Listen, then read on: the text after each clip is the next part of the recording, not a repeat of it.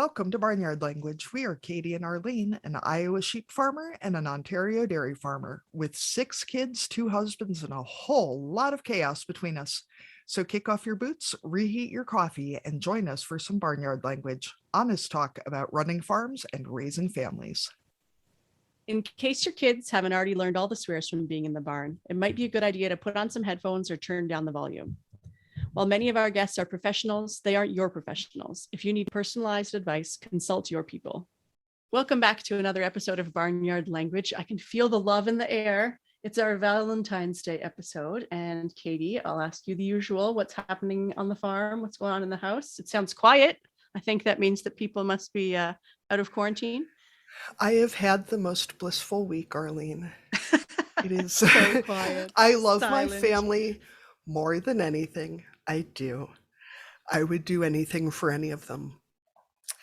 But as an introvert who works from home, having them home with me for the last, they were home most of December and most of January between Jim having COVID and the kids and I having COVID. And yes, all of us who are old enough are vaccinated, and we're very grateful that none of us got very sick. We all got sick enough to be grumpy, which adds to the fun dynamic of the household too. So much snot. I had such a stockpile of Kleenex from the beginning of the pandemic, when you couldn't buy Kleenex. So then when you did find it, you had to buy like 20 boxes.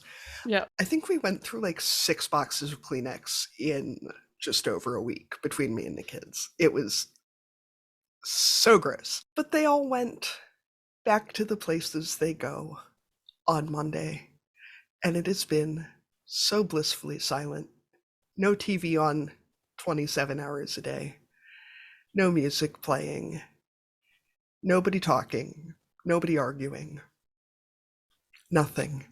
Just blissful silence.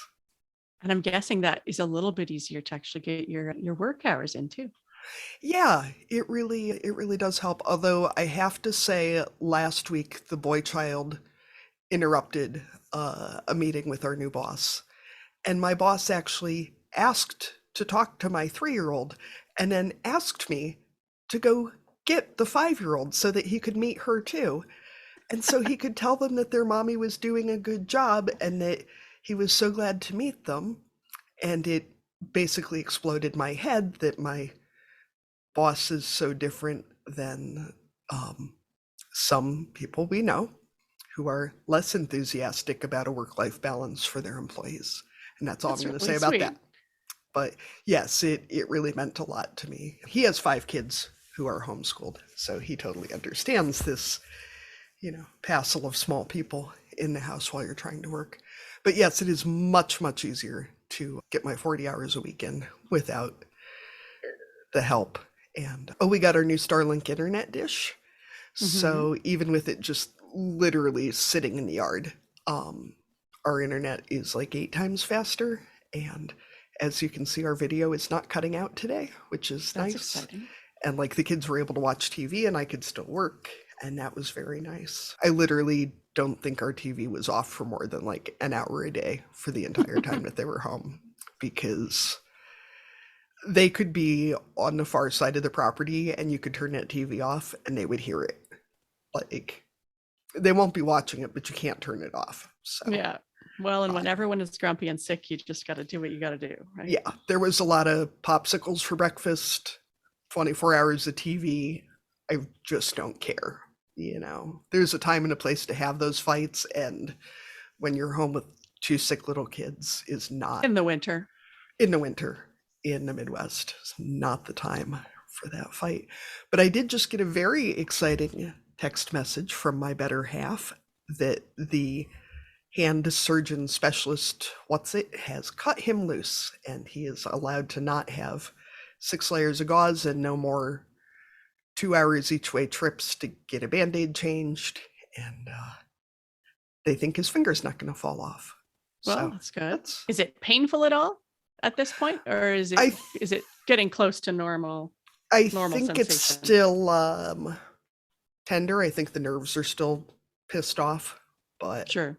I think that'll just take a while to calm back down. There's something about injuries on your hands, right? That everything, there's just so many little, I don't know much about the science of our bodies, to be honest, but like all the sensitivity in our hands just makes even little injuries feel big. So I'm sure that Yeah. that's not a good one to have. Yeah. I think our hands have an immense amount of nerve endings in them, which is good for things like being able to pick up small objects or do surgery or whatever.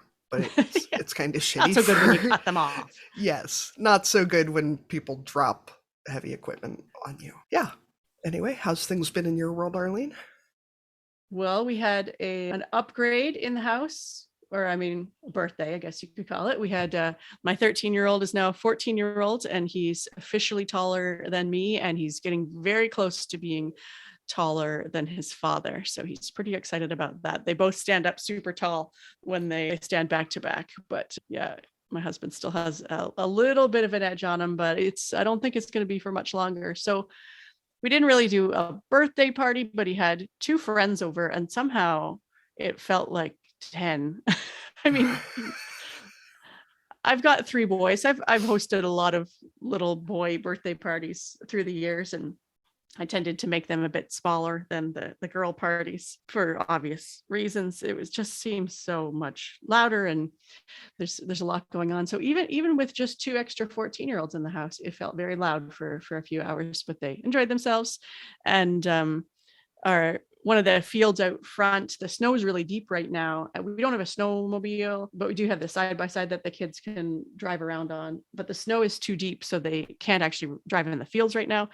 So before his friends came over, we used the tractor and made a bunch of paths out in one of the fields so that they could drive on those paths. So it kind of looks like, is it Tremors? Is that the one with the big snake things that go under the ground and then it all kind of like bubbles up? Do you know I the don't movie I'm talking about?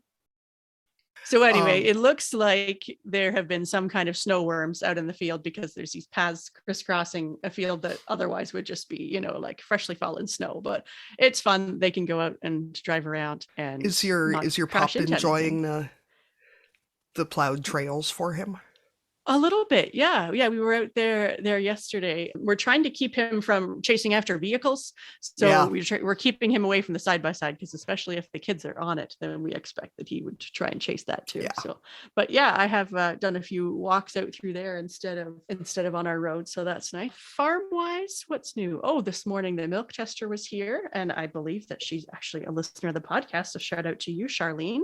Thanks for being a listener. So milk testing is when they come periodically and check both how much the cows are producing, and then they check the components of the milk while they're here. So they're checking for things like fat, protein, checking the health of the milk, that kind of stuff. So it's a tool for us to use to decide which cows are doing well and we want to keep in the herd, or maybe as a kind of a deciding factor if there's some that maybe we don't want to keep long term, then that those test results can help us to make those kinds of herd management decisions. So we Do had you get a cell count from the milk tester, or do you have to send it away for that?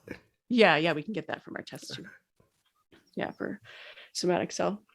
Yeah, so I guess that's the latest, really. Just keeping on milking cows, all that kind of stuff. It's the time of year where normally there'd be a lot of, annual meetings and those types of things. So all of that stuff is still virtual at this point here. There aren't really any in-person meetings. I think maybe at this point, the rules are you can have 10 people at an indoor function. So that's still pretty small, even to do like your milk committee meetings or things like that. So all that stuff's on Zoom. So between my husband and I, we've been doing a lot of virtual stuff lately, but it means you don't have to drive anywhere in the winter. You don't get the free lunch, but you win some, you lose some. I will say that it is an introvert who lives 3 hours from any place that anything is hosted. Having stuff virtual has been awesome. Not having to find a farm sitter or childcare. I mean, you don't get the night in a hotel, which kind of sucks, but you also don't have to go anywhere, which is pretty awesome. And you don't Yeah. have to wear pants. Normally Yeah. if you go to meetings in person, especially in, February, pants are really an expectation, I Yeah. think. Yeah. We might even say Um, mandatory. yeah. While we're talking about things of that nature, Arlene and I will be presenting a farm parenting. A learning circle? A Is that what learning it's circle. called? Yes, thank you. For the Women Food and Ag Network next week, we will put information about that on our places that people can find information. I have not had enough coffee yet. I'm sorry. All the socials. All the places that you can find stuff about stuff we're doing. They called us parenting gurus. And these are people who even know us. So that was pretty exciting. We're going with it. Yeah. Yeah. So it's going to be open, right, to anybody who wants to attend. And there's going to be a panel and then some kind of breakout groups if people want to talk about stuff. I saw Paige Jackson from Grass Grazed that we interviewed very early in our show's history, like 20 whole episodes ago, will also be presenting. So that's exciting. It'll be nice to see her again, and a couple other cool folks. So that's exciting stuff. There's been a lot of other virtual things coming up. I saw Natasha Nichols is presenting at I should really write these things down. A Chicago area food summit that is also virtual, and it's free online. So I'm signed up for one of those sessions with Natasha. I'm excited about that. And Natasha was our third guest. She was think super so early from in We there. Sow We Grow in the West Pullman neighborhood of Chicago. So that'll be fun to catch up to. Arlene is still making great strides on her Instagram. So nobody's follow us. Yeah. If you're not already, which I assume you are if you're listening to our show, but if you're not, you can find us there. Arlene, who are we talking to today? Well, the loves of our lives, Katie. Let's hit the intro. We're just talking to carbs and cheese? I mean, it seems awkward, but okay. No, we went out into the world to find the best interviewees that we could find, and for Valentine's Day, so we went with our husbands for this year. So we'll let you listen in on that conversation. I will say I'm pretty sure Hugh and Jim are besties now. They're really yeah. It was very sweet. Yeah. And there's a lot of kid background noise because we've recorded during quarantine, so you'll also get to meet Katie's kids over the year. Yeah, they were very enthusiastic about what Daddy and I were doing. You may need to turn the volume down at points. Yep. We'll try. Today on the podcast, we're welcoming two very special guests for our first Valentine's Day episode. Depending how this goes, it could be an annual event or one of those never again type of episodes. We'll see how this happens. So we're excited to talk to the podcast co-host husbands. So welcome to the episode, Jim and Hugh. So we're trying to figure out how to organize the episode, and we've decided that we will each interview each other's husbands. So I'll start with our usual question and ask Katie's husband, Jim. Jim, what are you growing? I guess children and sheep and cows and several different crops, I guess. And farm what kind equipment of crops parts. We're talking to farmers here. What's that? I said, we're talking to farmers. We need details on the crops. Okay, well, crop, we do basically just corn and then put oats in as a nurse crop for our alfalfa hay mixture. And we do usually combine the oats off and use the oats for feeding the cattle, then the straw for bedding, of course. That's about it. Sorry, folks, we're trying to share one mic here. It's not really working out. So now it's my turn to ask Arlene's husband, Hugh, what are you guys growing? Average sized Ontario dairy farm, but yes, I would say firstly we're growing our family together, and so we milk 80 cows, and we grow corn and beans and alfalfa and a whole bunch of hay. So Jim, I know the answer to this question, but we're setting this up as if our listeners have never met you guys before, although we have. So did you grow up on a farm, and did you think that agriculture would be part of your life and career when you were growing up? It's a lot harder for me to interrupt Arlene when I'm like 3 feet away from the mic, but we clearly never have talked about you guys on this show. And it is clearly a completely new experience for our listeners to hear anything about you. So, repeat the question again, please. Yeah, sure. So I was just asking if you grew up on a farm yourself and if you thought that farming and agriculture was going to be part of your life and career when you were growing up. Oh yeah, definitely. Yeah. I mean, I'm literally sitting in the house that I grew up in. I mean, there was from the time I was 21 till 38. I think I lived at the actually at the lake ridge exactly next door, so I never really hardly left the farm. You know, it's been in our family since 1888, and yeah, I've always been all things farm related interest. You know, it's always been something I've been crazy about, and you know, especially the farm equipment end. You know, which I went and I got done with high school, and I went to a tech college for mechanics, and ended up being a parts man, not a salesman at a dealership, and but always constantly stayed working on the farm. So All right, and Hugh, did you grow up on a farm, and did you think that this would be where you'd end up in your life? Yes, very much. I grew up here on this farm and as a mainly dairy farm at that time as well. And I always thought that I would probably farm or have some job in the agriculture industry. Dissimilar to Jim, I'm more of a cow guy, so machinery is not my thing. I have a Bachelor of Science in Agriculture degree from Guelph, and I don't mind tractor work, and I spend lots of hours on tractors, but I can't fix them. So I spend most of my time and my strength, I feel, is in the barn. And Hugh, what is your preferred tractor color? Oh, they're blue all the way. well, that's good to hear. It's Jim's second favorite color.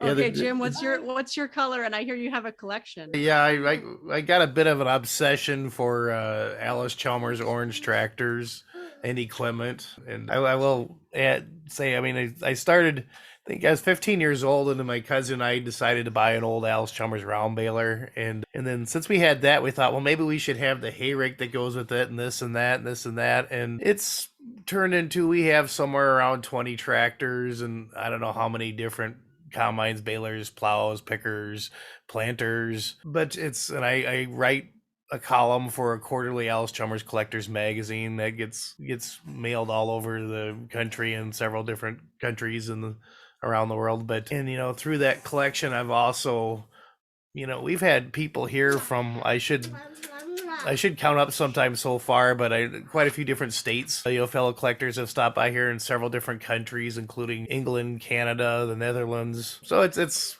through that collection, it's really, I've got to make a lot of amazing friends and just, you know, and I guess right now I won't say the name, but right now I'm in the process of trying to get an interview with a country artist, well-known country artist that I found out has Alice Chalmers tractors. I've been texting him back and forth lately, so it's kind of crazy, you know, who you never know who you're gonna meet through it. So Should I ask the question, how many of those tractors actually run that are in the collection?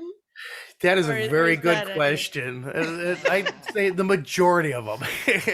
I don't need an exact number. That's fine. Yeah, I don't And even Jim, know the can you exact tell number. us? Yeah.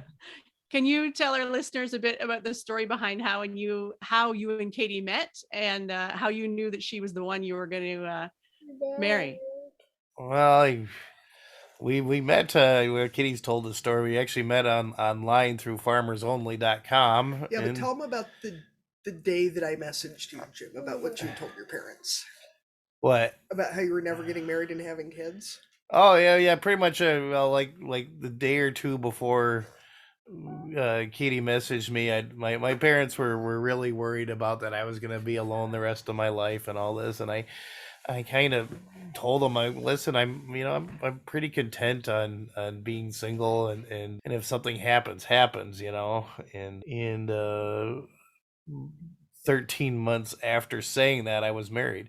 So, you know, but as far as how I knew she was the one, I guess she agreed to a second date. I guess that was kind of a, you know.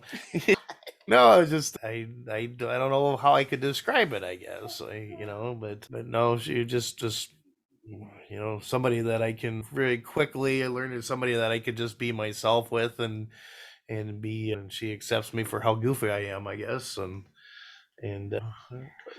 yeah, you really got everything together, but me not so much. You know?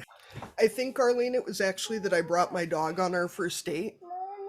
And I said, you know, he's not a very aggressive dog, but I said, you know, you might axe murder me, but you're not going to axe murder me in front of my dog, which was apparently questionable logic, but it worked for me. Yeah. Well, if Pete didn't like me, he would have ate me alive or something. So That's true. If the dog hadn't liked him, there would not have been a second date. So, Hugh, how did you and Arlene meet, and how did you the right one? Yeah, thanks for the question. I'm lucky, just to let your listeners know, that I get to sit here and listen to Jim's answers, so I have the advantage to be able to think about what I'm saying. But yeah, so we met. We met, and then it was probably 2 years before we started dating. But it was something from a storybook, really. We met at a junior farmers meeting at the University of Guelph in Crop Science 102, a room on the main floor. And I was in my third year there, and Arlene was visiting her older sister on March break. Arlene was still in high school, and she floated into the room through the calf scour yellow door as if she was on a cloud. And she looked at me and said, "Oh my God, his eyes are evenly spaced and his ears are in proportion to his head. He'll probably do." So, did she check your teeth though, or was that the second date? No, well, not. I don't think so. I think she just was sort of my rump a little more, but wow, spicy. Anyways, we started dating a couple years later, and so to answer your question about how I knew that she was the one, I guess we spent 2 years where she was going to Guelph and I was a 5-hour drive away at home, and would take every second weekend and go there. And I guess my world started to revolve around those trips to Guelph. I guess you sort of knew that she was the one. I love that I found something for these two to watch. They thought they would so they would be in their next room nice and quiet, and here we are. The dog is in here now too. Yeah. So. Yeah. Oh, sorry. Recording this episode while you're quarantining with your kids was maybe not ideal. So on that note, Katie's talked a lot about how parenting has changed her life, but Jim, how has parenting changed your relationship with each other, do you think? We may need to pause a second. Oh, poor little buddy. I'm actually reading the question here because I didn't hear because of over. I'll attempt to answer. Has changed our relationship. Well, it's actually. I mean, we used to, with the kids, we do not get the date nights and stuff, like we used to. That is really, especially during a pandemic. That's actually, I was just expressing to her the other day. I'm like, it's just, for us to go out and just at least go out and get a bite to eat or something anymore is nearly impossible because with the pandemic it's hard to find people to watch kids and but we got our dynamic of working together has, I think, completely changed, but I think for the better. I think we're better working together, and we've learned to do a lot of things being extremely exhausted, and so as far as what I expected for parenting, I kind of think that's kind of what it's been, what we expected, what I thought it was going to be, I guess. Except for I thought everybody said, "Well, you're going to have zero free time now." I'm like, "Oh, I'll still have some time to do some things." No, they were right. I don't have the talk back to how many tractors that don't run. I have one tractor that I've slowly been working on rebuilding the engine on. Ironically, I tore it apart, started working on it like 2 months before I met Katie, and I haven't finished the tractor yet.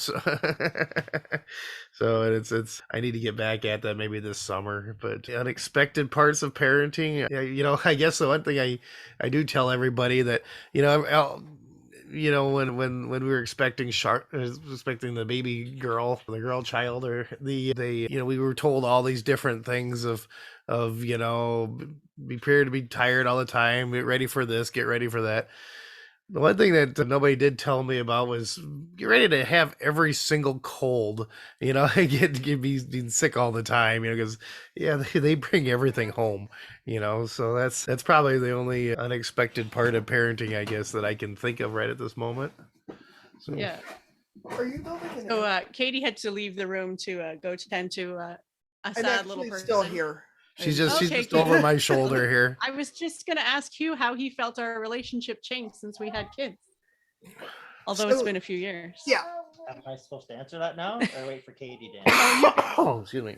You can answer. How our relationship has changed since we had kids? Well, I think obviously it's would bring you closer together because you have to work together so closely in order to manage the needs of the kids and the farm. So you really have to be in sync with each other to manage that, I'd say. And is the journey of parenthood what you expected it would be? Were there any surprises along the way? What's been My biggest surprise is I didn't think I'd be old and useless quite this young. you feel like the kids brought that on? Yeah. they think I am. Yeah. They already are at the stage where they don't laugh at his dad jokes. It's very disappointing. Well, I think they do. They just hide it. Yeah, that's so Jim, since this is a Valentine's Day episode, I'm trying to draw out some of the, like the caring stuff. So I want you to tell me some things that you love most about your wife. Make it good, Jim. Where do I trust where- everything. where do- pause? where do I start? Oh, there, that's the right answer. No, Okay.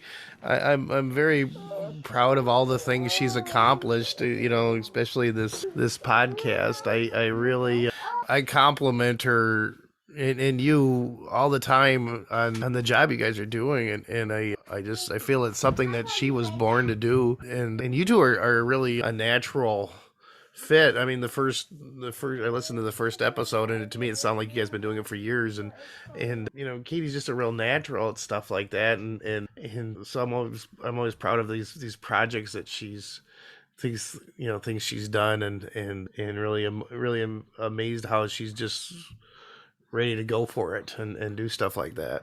So Jim, why don't you just go ahead and ask Hugh the next question? Is that one? which one? Okay. So I've been told, Hugh, to ask you, tell us some things you love the most about your amazing wife. Do we have a time limit to this recording? I gotta say, Hugh, you're doing a lot better at the answers than I am. I don't know. That's because I get to think about them. I'd say the thing I admire most about her is her selflessness, not only as a mother, but to everybody around her. She rarely does anything for herself. She's such a caring person, and is always very modest about it. Never does anything like that for her attention. So that would be some of the things that I admire most about her. Oh. So, Hugh, I want to know what you thought when Arlene finally admitted that she was going to do this podcast. Oh, I was like, great, I'm going to be sleeping with a social media influencer. So I thought it was That'll bring some excitement to your marriage. See, the girl child is making a nest back here, it looks like. She's building an airplane, Jim. Oh, okay. Well then.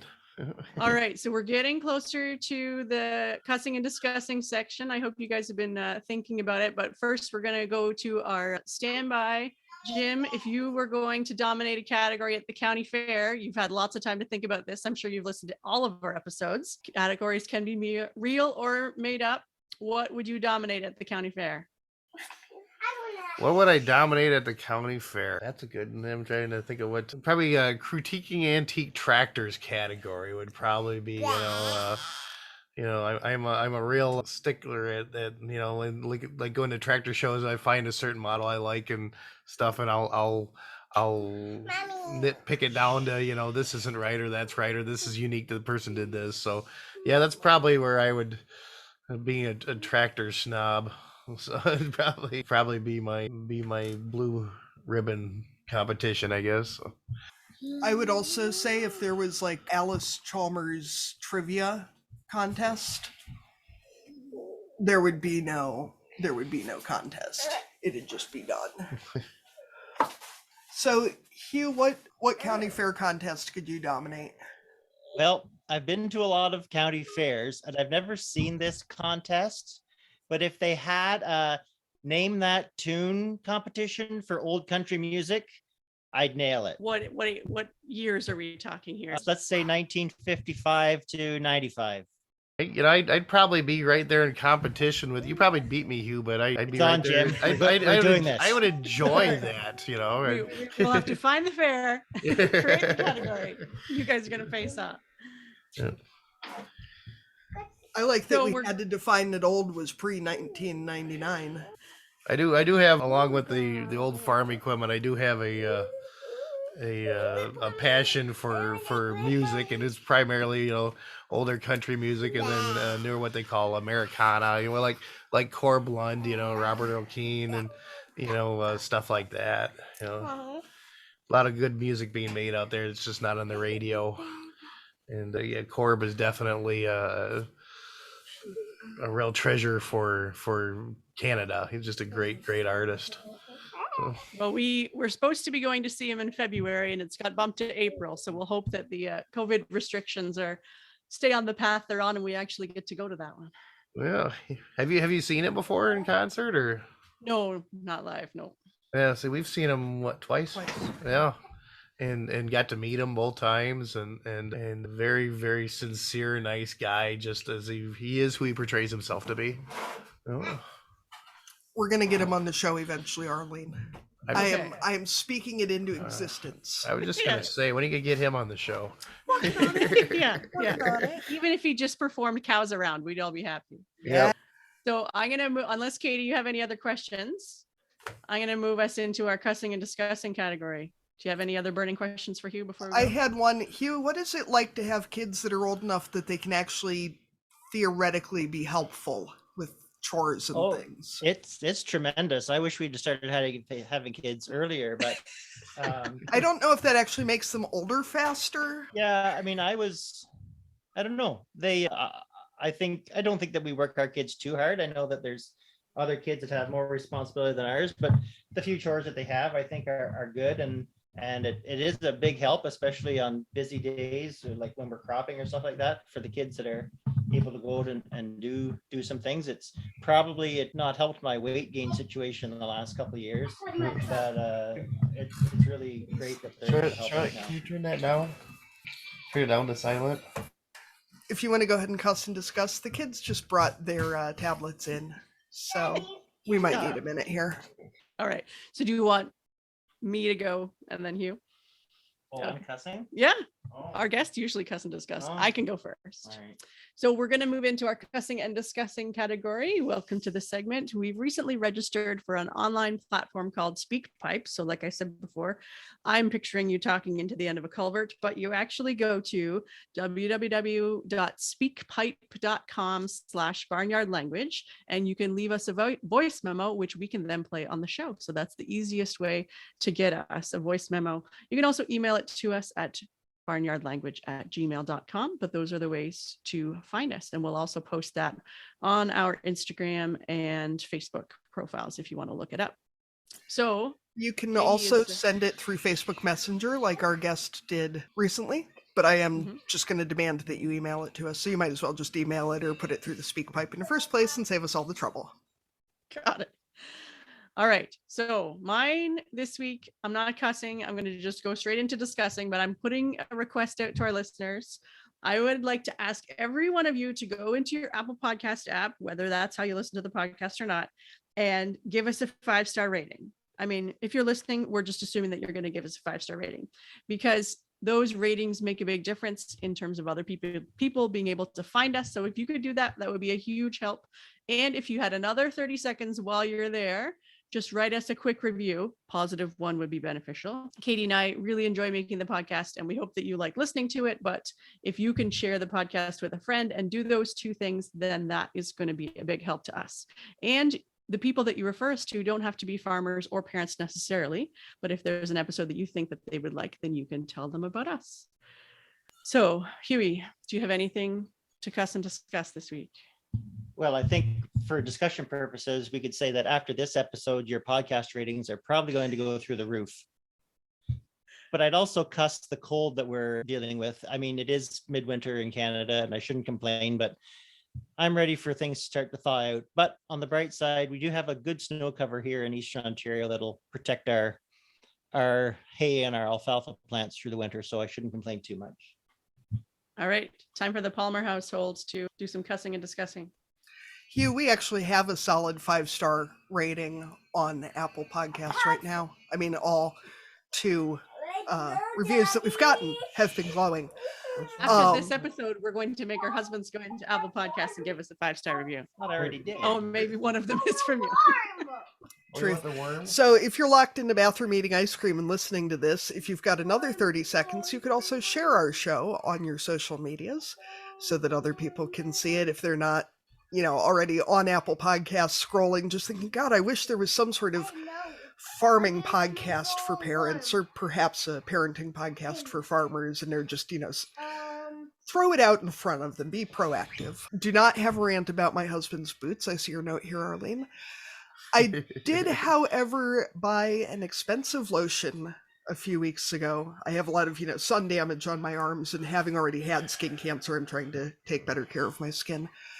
So I bought this expensive lotion, and I, smear it on my arms and everything, and this was before I lost my sense of smell. Unfortunately, I guess I could use it now.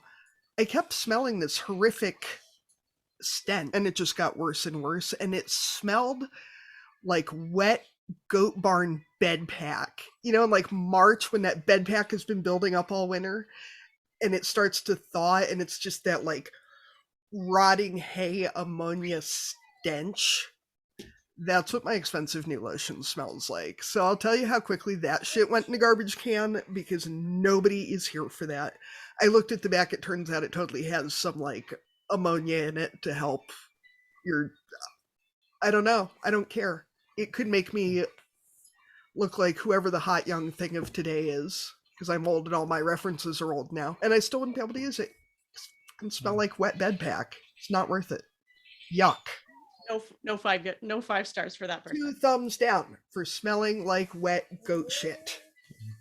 Jim, what do you have today? I don't know. As far as like the cussing, I will admit that I am very tired of the pandemic times, and it's very hard to have a small farm operation and 2 little children and a full-time job, and usually I try to kind of use some of my time off, of course, for some family activities, but then also for trying to take time off here and there to get stuff done on the farm, and so the pandemic has gone to primarily to watching the kids and stuff, and that's frustrating, but I'm hoping things return back to normal very soon. So, but otherwise, I'm with Hugh on the, I'm ready for, little boy, but I'm ready for some warmer temperatures, but I'm thankful that we have a decent snow cover, and we have not been, I guess I'll take a little bit colder temperatures versus warmer, muddy conditions. So I'm thankful for that, I guess. I do. Back to, and I hate to back way up here, but I just, a thought came in my mind. Question for you guys: what's your, when you were starting farming and or involved in farming and decided to have kids? Were you excited to have your kids grow up in the farming atmosphere? The reason why I've asked that is I think one of the main reasons why, or partially one of the reasons why, that we're doing, or what I'm doing with the farm, and what we're doing with the farm is I really cherish and respect the childhood I have, and I want our kids to have know the responsibility of chores and the work ethic and stuff. I just kind of want to know your opinion on that. I mean, I think we'd be similar. I grew up on a farm as well, and I mean, I was one of those kids who, as a teenager, said I'd never marry a farmer, but that didn't turn out. But I mean, yeah, I definitely appreciated the way I grew up, and being able to be in 4-H and train a calf and those types of things, and play in the haymow, that kind of stuff were things that I enjoyed as a kid, and the connections I think that I made growing up I maybe didn't appreciate. But I mean, even now as I've gotten older and know people, I think farm kids especially, they really connect with people of all different ages. Like our daughter just did a co-op placement with a friend of Hugh's, and he's 10 years older than Hugh is, and or 15 years older than Hugh is, has kids who are already done university, and yet she's friends with them, and like just the connections of the agricultural community too, even beyond like what actually happens on the farm, I think are really important, and are something that we both value.